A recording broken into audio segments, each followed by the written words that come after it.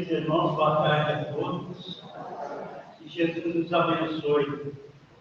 Allan Kardec, o ícone da codificação espírita, ao abordar a questão da reencarnação, irá indagar os nossos irmãos superiores na questão 344 de O Livro dos Espíritos, perguntando em que momento a alma se une ao corpo. E os Espíritos darão uma resposta bastante longa, mas para nós vai interessar, e nós vamos pegar o início da resposta. Então, Kardec, quando pergunta em que momento a alma se une ao corpo, os Espíritos irão responder na concepção. E vamos mais aí a resposta, né? Mas para nós, vamos buscar esse início de resposta, na concepção. E o que é a concepção?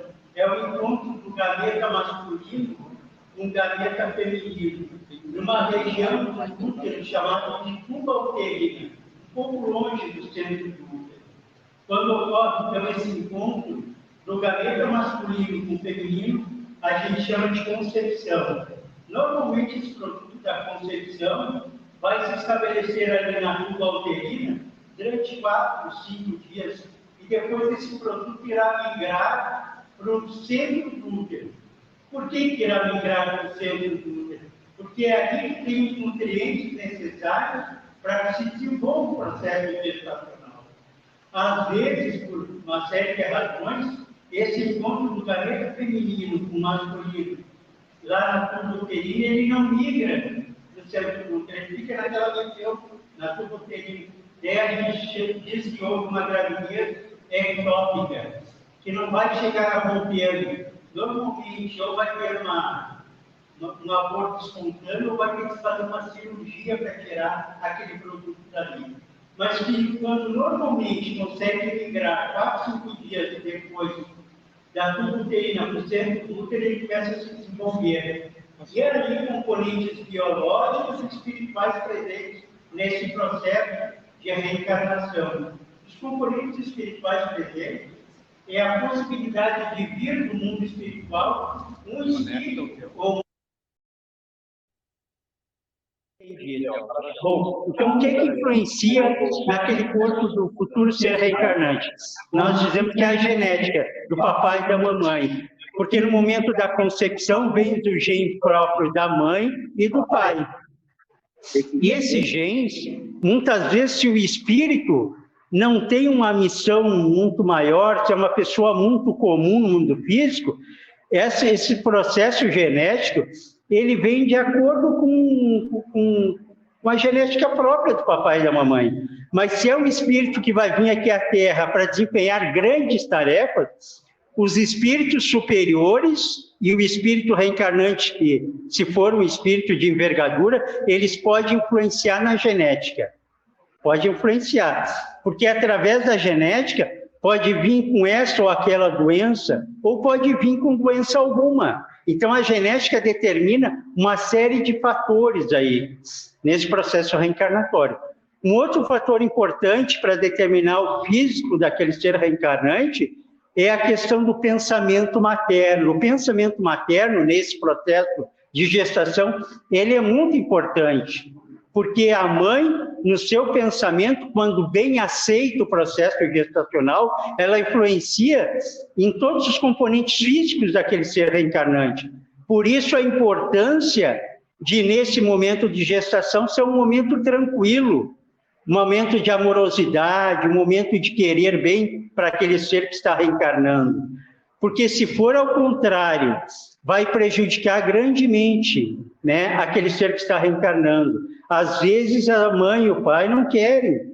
Então, se querem, se tem amor pelaquele ser, já é um caminho largamente usado para que efetivamente ele tenha uma condição melhor fisicamente.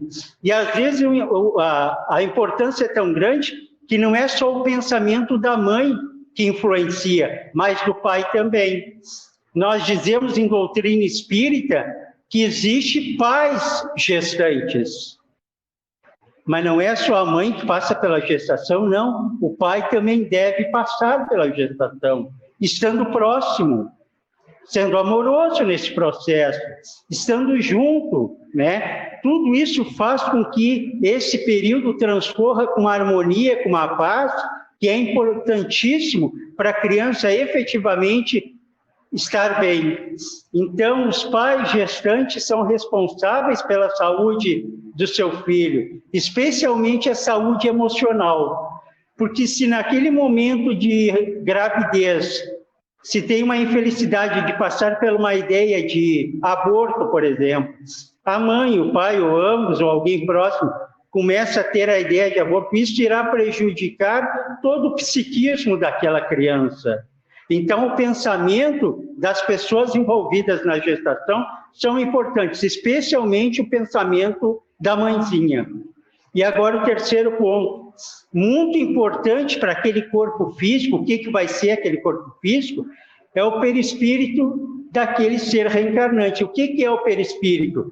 Quando nós estamos encarnados, nós temos um corpo que é mais grosseiro, o corpo físico, nós temos o perispírito e o espírito. O perispírito é o corpo do espírito. Então, quando nós estamos encarnados, é espírito, perispírito e corpo físico. Quando nós estamos desencarnados, o nosso corpo fica por aí, voltamos à espiritualidade em espírito e perispírito. Esse perispírito é que faz toda a condução do espírito por corpo físico, ele faz aquele meio ali, entre o corpo físico e o espírito, em termos de situações fisiológicas.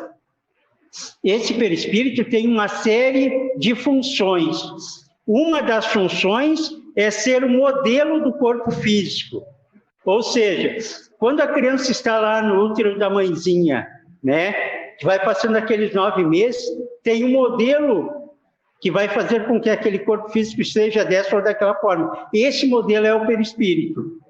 Então, assim, a partir dos 20 primeiros dias, só há um aglomerado de células. A partir do 21º dia, começa a se formar os sistemas, e os sistemas são formados a partir deste modelo que é o perispírito. Então, o que ocorre? É como se alguém dissesse assim, eu preciso de 1000 células para o sistema músculo-esquelético, e as células vão formar. Eu preciso de 1000 células para o sistema neurológico, e vai se formar o sistema neurológico. O modelo desse corpo é o perispírito que está lá. Então, o perispírito é que vai ser um modelo. Aí é algo importante, então. Porque se nós somos agora encarnados, nós temos o perispírito, tudo aquilo de prejudicial que a gente fizer para o nosso corpo físico, eu estou fazendo para o perispírito. Então, toda lesão no procedimento que eu fizer no meu corpo físico vai ser lesão do perispírito. Então, esse perispírito vai ter lesão lá quando for o modelo do corpo futuro. Então, vou dar exemplos para vocês. Imagina que a pessoa fuma. O cigarro tem mais de 5.000 produtos químicos, né? Então, ela lesa, o fumo lesa uma série de regiões no organismo, especialmente o pulmão. Então, eu sou agora adulto, estou encarnado e eu fumo. Eu começo a lesar o meu pulmão. Essa lesão, que mais tarde vai ocasionar um enfisema ou qualquer outro problema, vai fazer com que eu lese o perispírito. Daí eu desencarno no momento próprio, vou para o mundo espiritual com aquela lesão que eu ocasionei lá. Como esse perispírito é o modelo do próximo corpo físico, eu vou vir com lesão no sistema respiratório na próxima vida. Lesão essa criada por mim próprio. Então, na outra vida, o meu corpo vai ter uma área que é mais sensível às doenças. Que área é essa? A respiração, o pulmão. Então, eu vou ter facilidade de ter bronquite, de ter uma bronquiolite, de ter uma asma. Por que eu tenho facilidade? Pneumonia de repetição. Por que eu tenho essa facilidade? Porque lá na outra vida eu utilizei o fumo e prejudiquei o meu pulmão. Portanto, eu fui com esse prejuízo para lá. Agora, vamos imaginar que eu ingira bebidas alcoólicas. Produz várias doenças no organismo, né? Mas vamos dizer que prejudique o fígado, essencialmente. Eu vou ter uma lesão no fígado. Como eu leso o fígado por utilizar álcool, eu estou lesando o meu perispírito. Como ele é o modelo lá numa outra vida, quando eu vim numa outra existência, eu vou vir com lesões no fígado. hemopatias constantes ali naquela região, doenças próprias ali, porque ali é a minha zona de maior sensibilidade, é a zona que eu tenho mais propensão a doenças. Agora, vamos imaginar que eu seja muito inteligente, utilize a minha inteligência para prejudicar o outro. Eu vou estar lesando o meu sistema, né, neurológico. Essa lesão vai ocasionar uma lesão no perispírito. Lá na outra vida, certamente eu vou vir com doenças próprias dessa região, né? Por quê? Porque na vida anterior eu lesei o meu perispírito. Então, lesões no perispírito na vida atual levam a lesões na próxima vida. E aí é interessante assim, ó.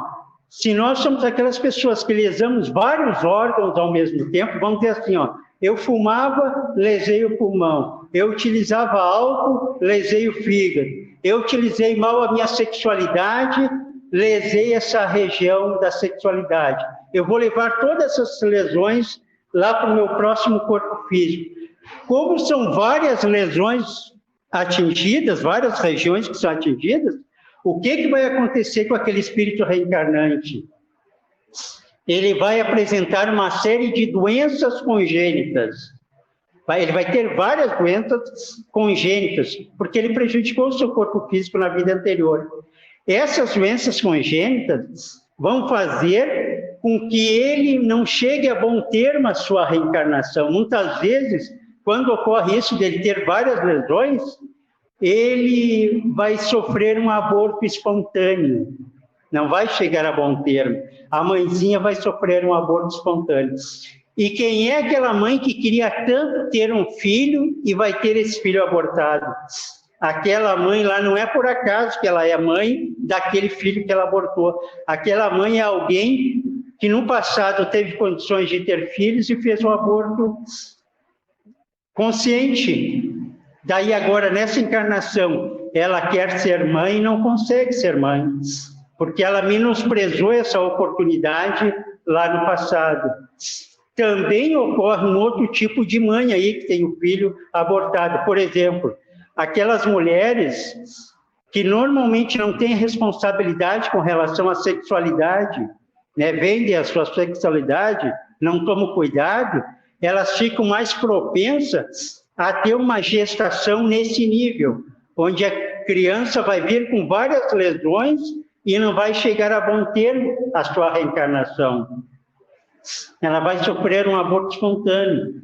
Tem também uma outra condição, por exemplo, o espírito desencarna e vai para uma região, né, lá no umbral, de muitas energias deletérias. Então, ele assimila durante um largo período aquelas energias deletérias, e o que vai ocorrer aí?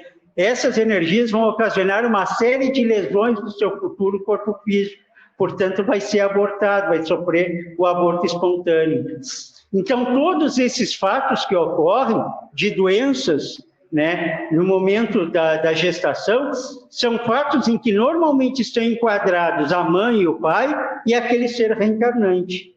Mas aí uma coisa importante, muitos materialistas lá fora dizem assim, ó, é importante a mãezinha fazer um exame pré-natal, é importante a mãezinha ir ao médico e fazer o exame para ver se não a criança que vai nascer, se não tem uma anencefalia, se não tem uma síndrome de Down, ou se não tem alguma doença congênita, porque se tiver, ela deve abortar, dizem os materialistas. E nós, espíritas, dizemos ao contrário. Mesmo que a criança tenha doenças congênitas, a gestação deve ir a bom termo, deve se deixar progredir a gestação.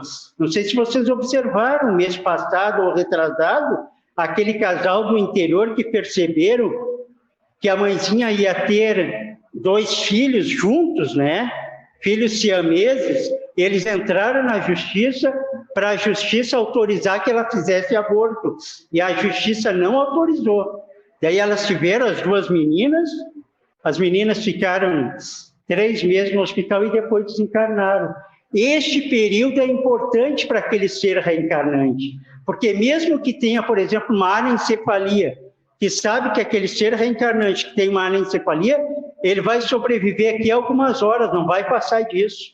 Mas mesmo aquelas algumas horas é importante para ele se recompor, porque o que ocorre? Muitas vezes o ser cometeu tantas e tantas lesões lá no seu corpo físico, que ele vai ter que passar por 2, 3, 4 tentativas de renascimento, de reencarnação, para conseguir uma vez, para conseguir. Então é importante esse período.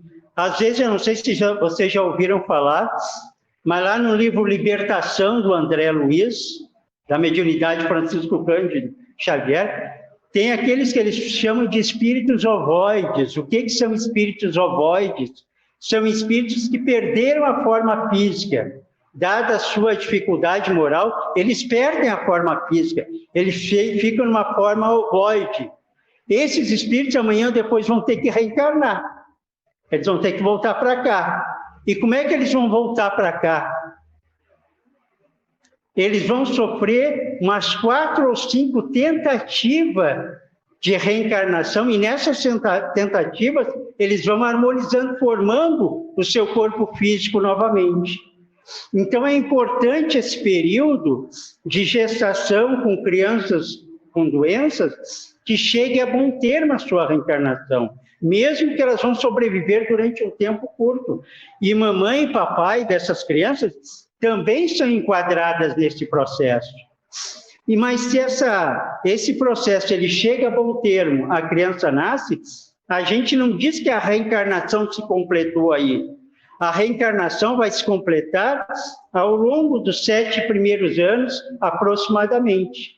É lá ao final dos 7 anos que vai se completar a reencarnação. E André Luiz, especialmente, vem nos informando isso com muita frequência, especialmente lá no livro Missionários da Luz, capítulo 8, que fala sobre a reencarnação de Segismundo. Lá André Luiz vai nos trazer uma série de informações sobre reencarnação, e lá ele vai dizer que a reencarnação não se completa com o nascimento, ela vai até os 7 anos. E é importante que os neurocientistas e os psicólogos, hoje em dia, estão cada vez percebendo mais esse processo de reencarnação das crianças. Especialmente na psicologia, tem sido lançado livros recentemente que demonstram a reencarnação, né, nesses primeiros 7 anos. E tem uma psicóloga americana chamada Ellen von Bach, que publicou um livro bastante interessante sobre reencarnação nesses primeiros 7 anos. E é mais interessante ainda porque ela não é religiosa, ela é uma psicóloga. E ela procurou fazer investigação sobre reencarnação. Como é que ela fez? Ela procurou ver aquelas crianças que lembravam da vida anterior. Então, a criança nascia e quando ela já estava numa determinada idade, ela lembrava, eu nasci na vida anterior, eu vivia naquela cidade. O meu pai e a minha mãe era aquela e aquela pessoa. A pessoa lembrava espontaneamente. E o que ela fez? Ela ia até essa cidade, pesquisava para ver aquilo que a criança estava dizendo era verdadeiro. E ela nos apresenta na sua obra 10 casos verdadeiros de reencarnação, né? Onde a criança dizia dados da sua encarnação anterior, e a partir daí ela pesquisava e chegava à conclusão de que havia realmente aquela encarnação. Um desses casos, ela conta nesses seus livros. Esse caso é contado também por Divaldo Pereira Franco. É aquele caso daquela menina que nasceu na década de 60 em Nova York. O casal já tinha um filho de 5 anos e planejava uma outra gestação. Daí a esposa ficou grávida e ela teve uma gravidez muito difícil, né? Muito difícil. Tanto que foi difícil que a menina nasceu prematura.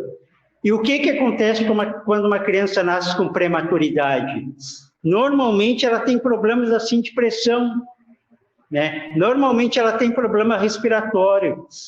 Normalmente ela tem problema do sistema imunológico, ela fica muito mais propensa a ficar doente através dos vírus e bactérias. E o que ocorreu com aquela menina, então? Ela nasceu com prematuridade e se fez na década de 60 o que se fazia lá, que é diferente hoje. se colocava a criança numa incubadora, colocava na UTI e ninguém podia chegar perto. Quando a enfermeira ia lá dar o medicamento, ela botava toda uma roupa especial para a criança não ficar em contato com vírus e bactérias. Aconteceu isso com a menina, então.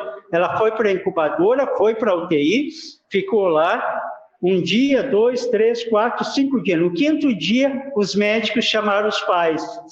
Olha, infelizmente ela não está reagindo. Ela vai morrer amanhã ou depois.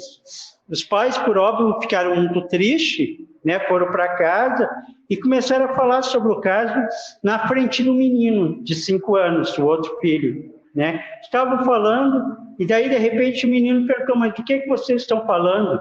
Daí os pais falaram, olha, a tua irmãzinha está hospitalizada e, infelizmente, ela não vai sobreviver. Daí o menino disse assim, ó, eu quero conhecer a minha irmãzinha. Mas como é que vão levar uma criança de 5 anos no hospital, numa UTI, para ver a irmã? Mas, ao mesmo tempo, eles pensaram, mas a criança não vai morrer mesmo? Vamos falar com o médico responsável para ver se ele autoriza. Falaram com o médico responsável, o médico autorizou, e no outro dia vai o casal acompanhado pelo menino lá no hospital. Eles entram no hospital, entram na UTI, abrem a incubadora. Quando abre a incubadora, o menino põe a mão na irmãzinha dele e diz, oi, raio de sol. E começa a cantar uma musiquinha que ele cantava durante a gestação da mãe. Ele começa a cantar e alisar a barriguinha Ele cantava e alisava a barriguinha da mãe. Ali, então, quando abriu a incubadora, ele disse, oi, raio do sol, e começou a cantar a musiquinha e tocar na irmã. Quando ele começou a cantar, se verificou que a frequência cardíaca da menina começou a melhorar. Todo o processo respiratório também começou a melhorar. Eles não sabiam o que estava vendo ali, mas viram que estava melhorando. Chamaram o médico. O médico verificou que estava melhorando todo o sistema cardíaco, o sistema respiratório. O médico também não sabia por quê, mas disse assim para o casal, voltem logo mais.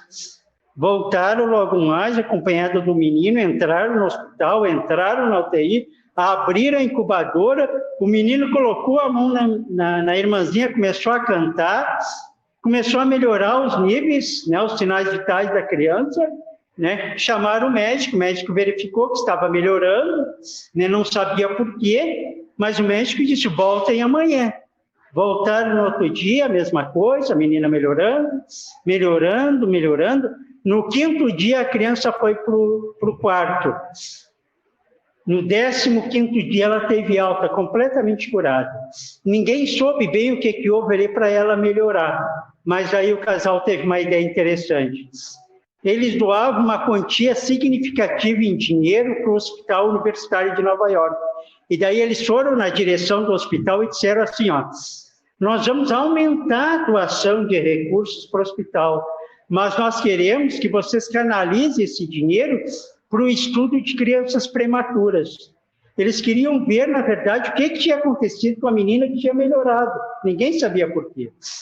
Então, se criou um grupo de estudiosos para ver exatamente as questões próprias da criança com prematuridade.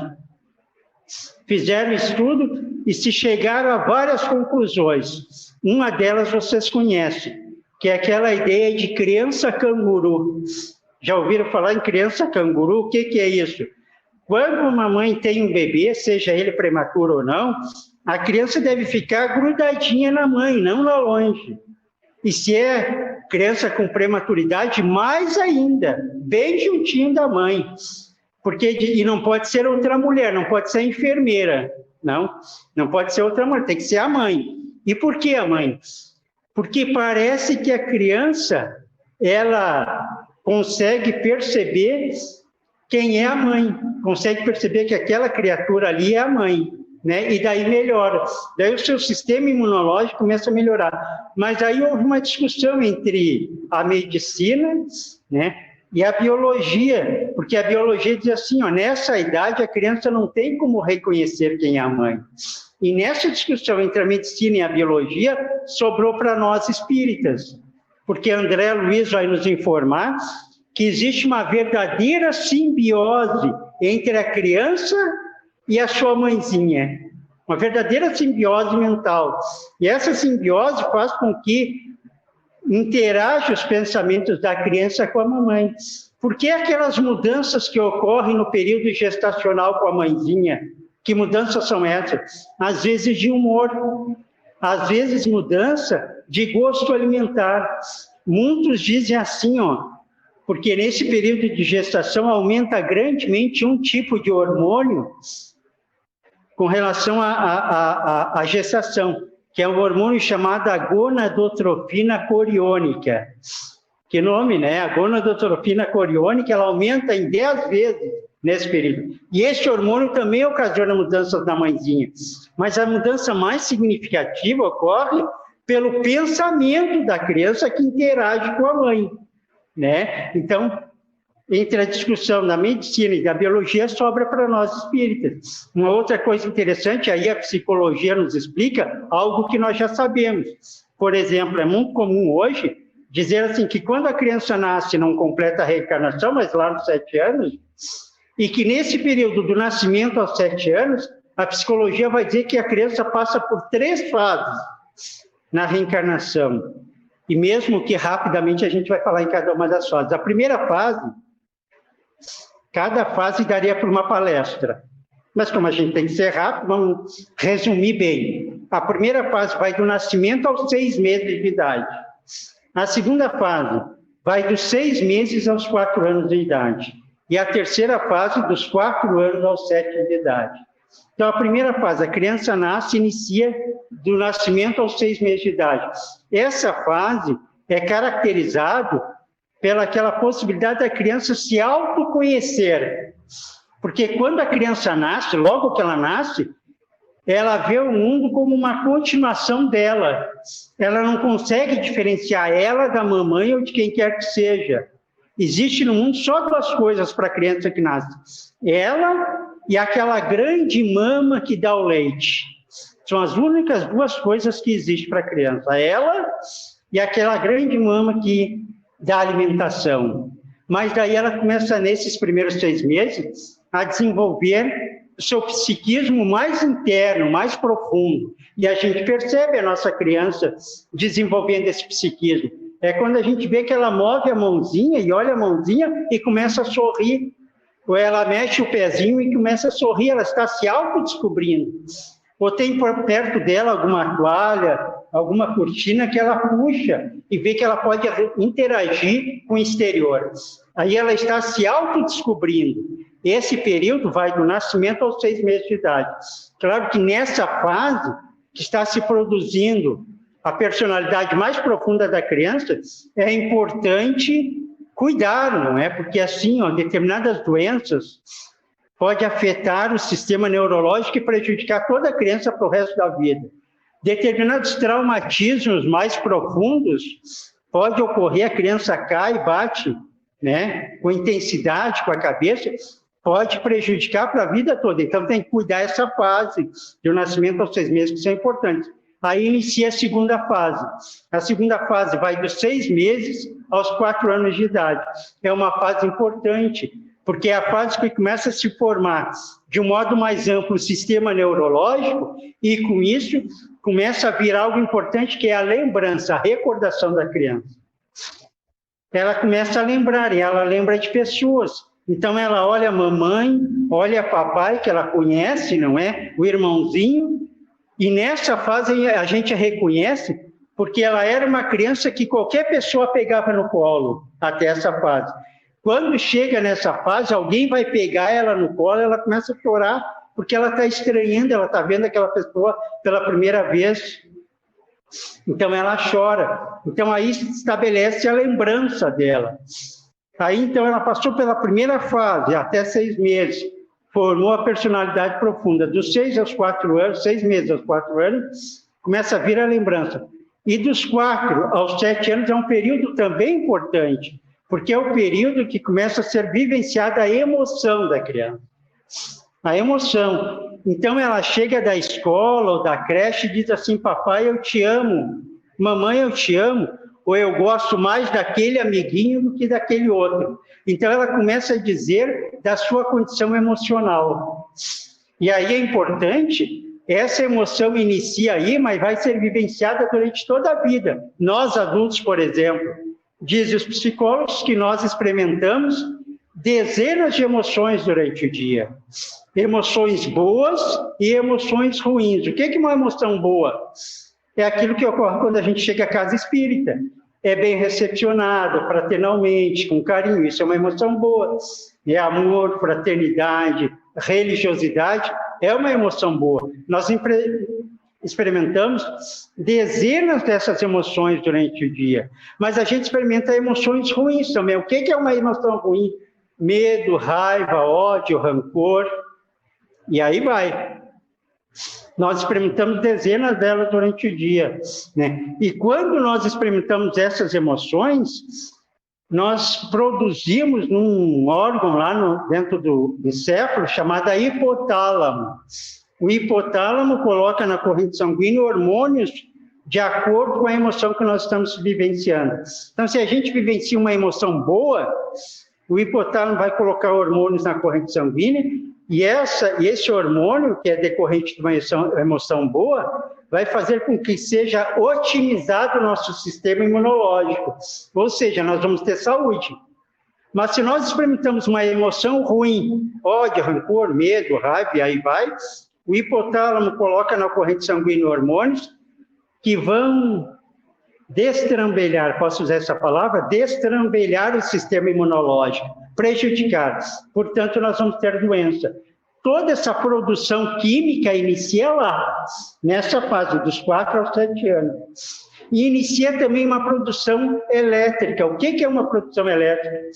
Vocês certamente já ouviram falar, quando a pessoa está fazendo o diagnóstico para ver se está doente, não vai no neurologista e ele pede um exame chamado eletroencefalograma.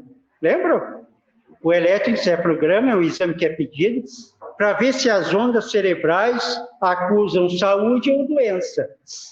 Esse sistema elétrico inicia também lá. Então, a criança começa a ter toda a emoção própria e começa a ter gostos. Daí ela olha algo, um brinquedinho, um carrinho que é vermelho. Ela não vai gostar, ela vai gostar mais do outro azul que está do lado. Todo mundo gosta mais do azul, né? Ela vai gostar também, né? É a escolha dela. Ela vai escolher aquilo. Então, inicia tudo nessa fase. Quando chega aos 7 anos, a gente diz assim, ó, que completou a reencarnação. Mas por que 7 anos? Será um número cabalístico? Não. Porque 7 anos é a idade que todo o seu sistema está formado. A partir dali só resta crescer. O único sistema que não está formado ainda aos 7 anos é a sexualidade. Mas o resto tudo já está formado. Daí ela só tem que crescer. Então, por isso que a reencarnação se completa ali. E nós temos vários exemplos trazidos pela doutora Ellen von Bach que demonstram esse período de reencarnação. Ela conta um outro caso daquela criança que também nasceu na década de 60, também em Nova York, que ele era um menino muito lindo e muito inteligente, extremamente inteligente. Aquele menino tinha verdadeira adoração por tudo que se referia a bombeiros. Quando ele ouvia a sirene dos bombeiros lá longe, ele se agitava aqui. No seu dormitório, no seu quarto, todos os brinquedos tinham a ver com bombeiro. Tinha lá até o comandante Mark dos bombeiros, que ele contava maravilhas daquele bonequinho, daquele comandante. Quando esse menino foi crescendo, ele tinha em torno de 3 anos, era comum a família levar a criança para visitar outros amigos, e aquele pequenininho dizia assim, olá, tudo bem? Vocês têm prevenção de incêndio aqui no prédio? E começava a falar sobre prevenção de incêndio. As pessoas ficavam olhando aquela criança daquele tamanhinho, olhar, falar, né? E aquela criança, como era muito inteligente, os pais foram orientados a fazer um teste de QI, quociente de inteligência, que era comum na década de 60. Fizeram o teste de QI naquele menino chamado Peter, e ele tinha uma inteligência de gênio. Era gênio. Daí foi orientado a família a colocar o menino numa escola de crianças superdotadas de inteligência. O menino foi lá, fez um teste, entrou na escola. Ia tudo muito bem, quando num determinado dia, Peter começou a ficar triste. Já não queria participar com outras crianças, ficava arredio. Daí os professores chamaram os pais e perguntaram: está havendo alguma dificuldade lá em casa? Porque o Peter não quer mais brincar, está arredio. Os pais disseram: não, está tudo bem. Daquela tristeza, a criança passou a depressão. Não queria comer, não queria mais ter contato com ninguém. Os professores chamaram o pai e disseram: olha, vocês têm que ver um psicólogo para o Peter, ele não está bem. Daí eles resolveram consultar a doutora Ellen. A doutora Ellen começou a fazer um tratamento na área da psicologia com o Peter. Foi, não teve melhora alguma. A doutora chamou os pais e disseram: olha, eu vou ter que administrar um medicamento para o Peter, porque ele não está respondendo. E administrar medicamento para a criança nessa fase não é recomendável, né? Se deve evitar, porque o medicamento traz uma série de inconvenientes, né? Então os pais não gostaram. E a mãe do Peter disse assim: deixa que eu vou falar com ele. Daí colocou o menino sentado ali e começou a falar com ele: mas Peter, o que está havendo? Alguém na escola está te prejudicando? Alguém está fazendo bullying contigo? O que está havendo? Ele dizia: não, não é nada, mãe, não, tu vai me dizer o que está havendo. Daí a mãe deu um duro no menino e ele chegou e disse: tá bom, mãe, eu vou te dizer então. Eu sou teu filho Peter, mas eu também sou o comandante Mark dos bombeiros e eu estou com muita saudade dos meus filhos. A mãe, que nem sabia o que era a reencarnação, ficou olhando para a criança e disse assim: ah, é ilusão. Ele pegou esses brinquedos todos e está em ilusão. Ela disse para a psicóloga, né, o que estava vendo. A psicóloga levou o menino, colocou ele sentado lá e disse: ah, além do Peter, tu é o comandante Mark dos bombeiros? Ele disse: eu sou o comandante Mark, mas me fala sobre o comandante Mark. O comandante Mark era casado, tinha esses filhos, né? Tinha essa vida, o número de seguro social americano dele era esse, falou. Todos ficaram boquiabertos com os detalhes que ele trouxe do comandante Mark.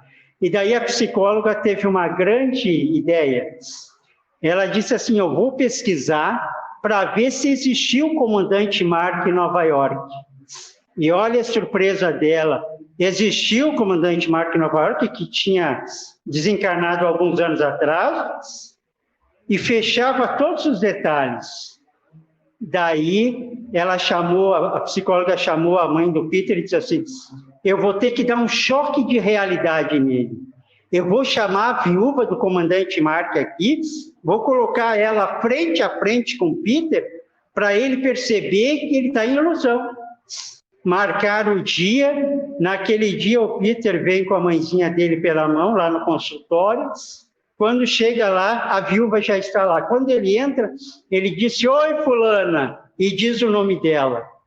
Pergunta pelos filhos, fala dos amigos, fala da vida em comum que tiveram. Fala até de um sinal que ela tinha na parte interna da coxa, que só os dois sabiam. E fala, todo mundo boquiaberto. E a viúva disse assim: olha, gente, eu não sei o que está vendo aí, mas esse aí é meu marido. Né? Ninguém sabia o que estava vendo ali. Né? O importante é que depois daquele dia o menino ficou tranquilo. Por que ficou tranquilo? Porque a grande preocupação dele eram os filhos. Quando ele soube que os filhos estavam bem, ele ficou tranquilo. Só ficava um pouco estranho que de vez em quando aquele pequenininho dizia assim: mãe, liga lá para minha esposa e pergunta como é que estão meus filhos. Ficava bem estranho. Mas ela ligava, dizia que os filhos estavam bem, ele ficava tranquilo. Mas nessa história toda, não convenceu a doutora Elia. Ela viu que tinha alguma coisa ali, que ela não percebeu bem o que era, mas tinha alguma coisa ali. Daí o que ela fez? Ela começou a pesquisar nos Estados Unidos para ver quem é que trabalhava com esse tema reencarnação. Ela morava em Nova York, lá na costa oeste. Ela descobriu uma psiquiatra lá no outro lado, na costa leste, em Los Angeles, uma psiquiatra que era reencarnacionista, doutora Elizabeth Kleber-Ross. Doutora Elizabeth Kleber-Ross tem vários livros escritos, traduzidos aqui para o português. Ela era psiquiatra e psicanalista. Daí a doutora Elia entrou em contato com ela, e daí a doutora Elizabeth explicou direitinho o que era a reencarnação. Daí a doutora Elia perguntou ainda, mas eu devo dar medicamento para o menino? Não, não dá medicamento algum. Com o passar do tempo, ele vai esquecendo da vida anterior, porque vai se completando a reencarnação, ele vai esquecendo. E foi exatamente isso que aconteceu com Peter. Cada vez ele falava menos da vida anterior, menos. Quando viu, ele parou de falar sobre a vida anterior. Então, a gente percebe, meus queridos amigos, que a reencarnação nos explica muitas e muitas coisas na vida presente, especialmente quando nós observamos gostos e tendências das nossas crianças, ou de nós próprios adultos. Então, nós vamos encontrar na doutrina espírita, não é, detalhes desse tema que são muito significativos para as nossas vidas. Muita paz a todos.